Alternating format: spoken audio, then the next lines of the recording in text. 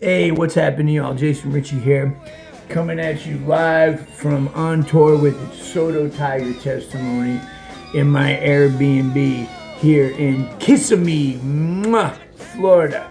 Subscribe today for over a thousand free harmonica lessons.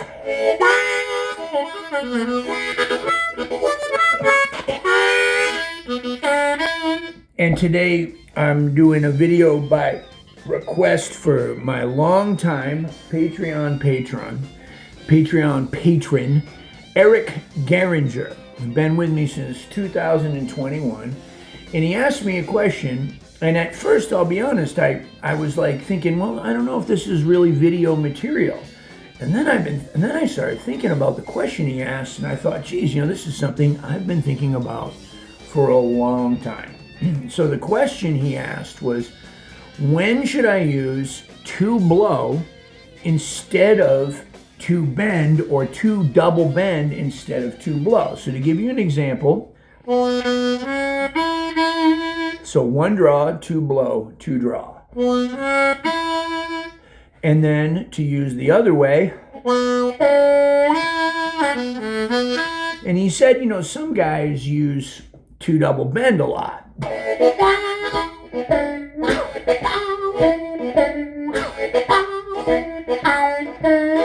And he goes, and other cats will use the two blow.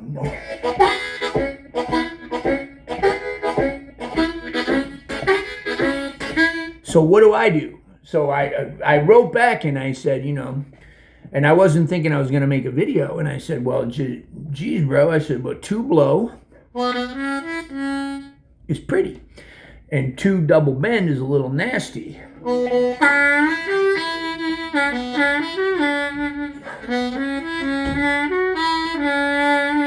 So you use them in contrast to each other, right? When you want to say something pretty.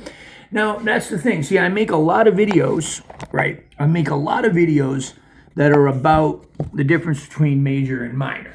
So I can play a pretty statement in the middle of a blues song, and then I can play something darker. Now, some of that has to do, or a lot of it has to do, with the difference between the three draw, which we call the major third, and the 3/2 step bend, which we call the minor third. And that creates a ton of tension that we're really used to hearing in blues. And a lot of times, even in other types of music, when they say something sounds bluesy, what they mean is the contrast between major and minor. Adam Gusso once said that the blues is the tension between major and minor, which is a wonderful academic description of this music.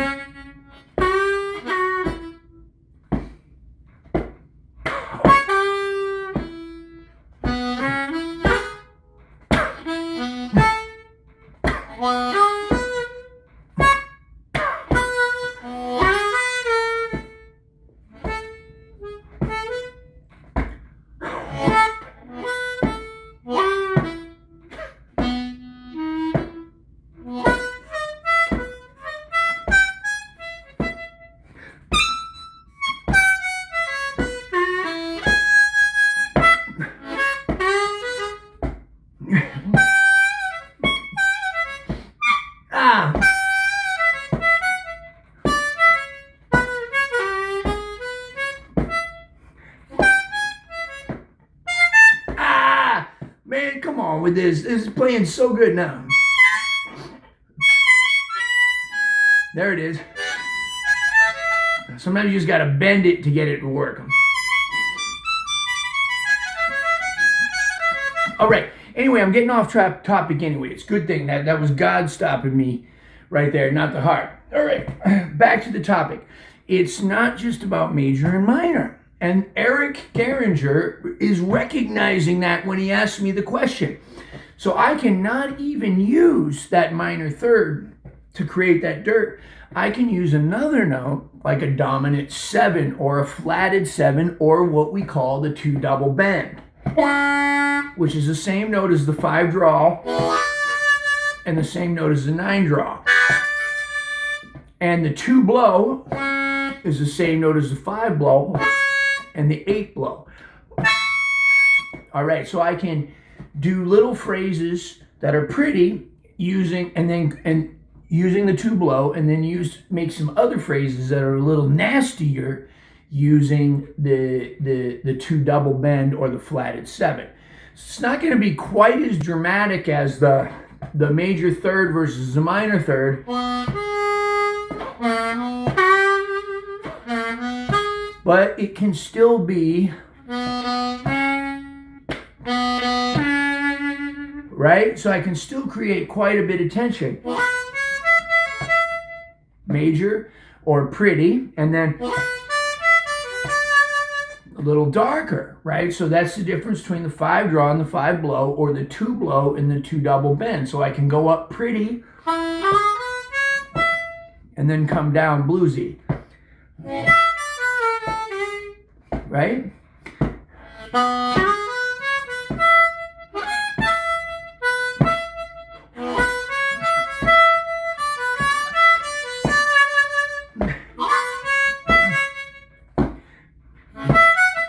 That's the other thing I told him.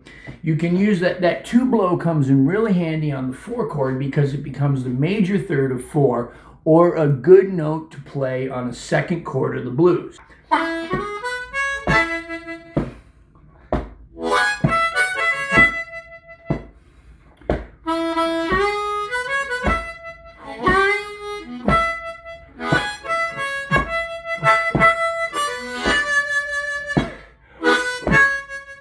Right there.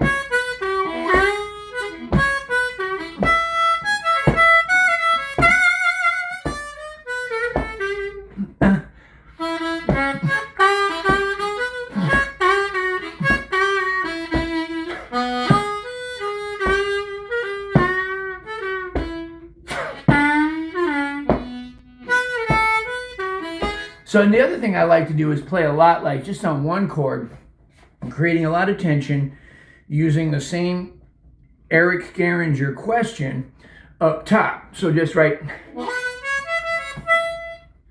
5 blow, 5 draw. Just hear that. See, 1 like creates a question and the other kind of makes it a meaner answer, or ask maybe a deeper question, or 1 maybe makes a statement. 2, 3.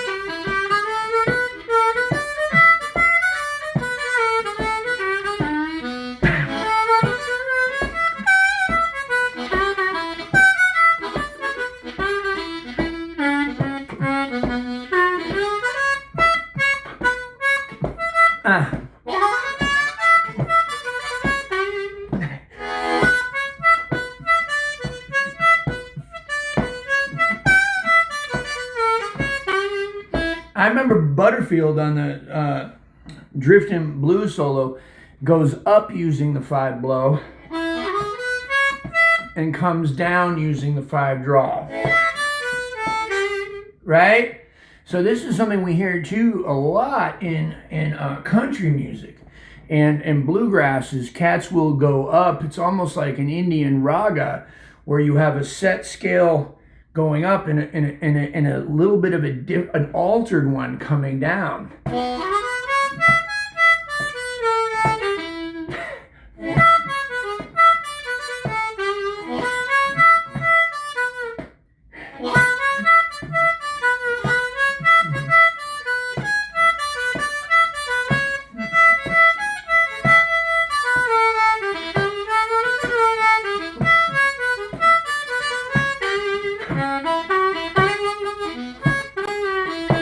So there's all this different stuff you can do, right? And you can do it up top too. Ah.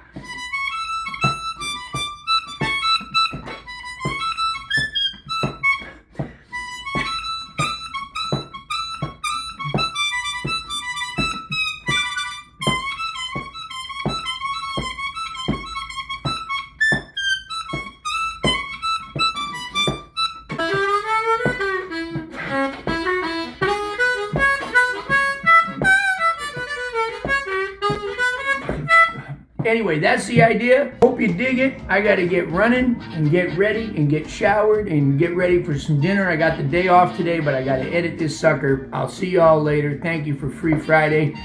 Special shout out to Patreon. You guys keeping me afloat. If you're not hip to my Patreon channel, I do some vlogs and we have Zoom meetings. We get some other famous harmonica players in there and we ask them questions and we get manufacturers of products and all kinds of stuff like that. I got the like a lot of behind the scenes stuff like that. Every now and then I throw a lesson up there that I didn't put up here on YouTube, and we get down, we got a little chat room. Special thanks to Honer Harmonicas. This was a Joel Anderson harmonica, normally playing some Tom Halchek stuff, but yeah, anyway, harp gear, amplifiers, pedal pad, pedal boards, the Lone Wolf Blues Company. That's where my microphones and my pedals are made, right there in Ponchatoula, Louisiana. Thank you all so much. Bye-bye.